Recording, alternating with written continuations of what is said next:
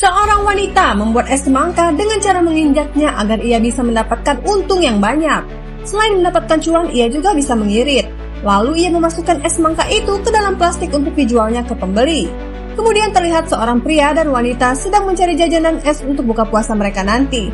Kebetulan mereka melihat wanita ini berjualan dan langsung menghampirinya untuk membeli jajanan es semangka yang sedang viral. Wanita ini bilang ia ingin membeli es 2 kantong. Lalu si wanita penjual mengambilkan es yang telah ia buat sebelumnya.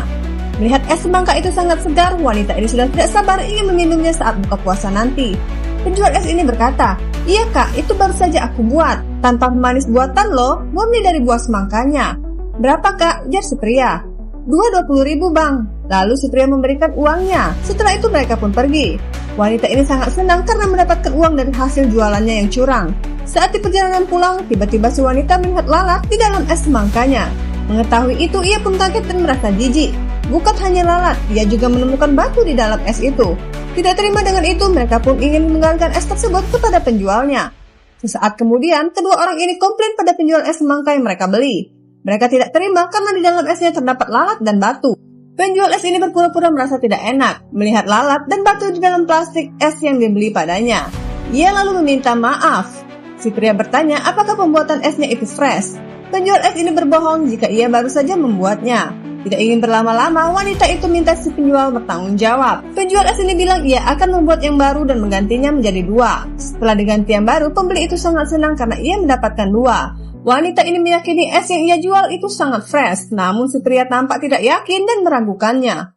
Wanita ini meminta maaf lalu berkata, jika es yang telah ia jual pembuatannya sangat fresh. Curiga dengan es yang dibeli pada wanita itu, pria ini kembali memastikan sembari menciumnya. Karena penasaran, ia pun membuka plastik es tersebut kemudian mencium dalamnya. "Bagaimana?" ujar wanita ini. "Aku merasa ada yang aneh pada penjual es itu." "Emang kenapa sama penjual es itu?"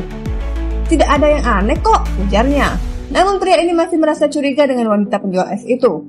Esokan harinya, pria ini menemui penjual es itu dan berpura-pura berkata jika es yang dijualnya sangat enak. Ia juga bertanya bagaimana rahasia membuat es bisa seenak itu.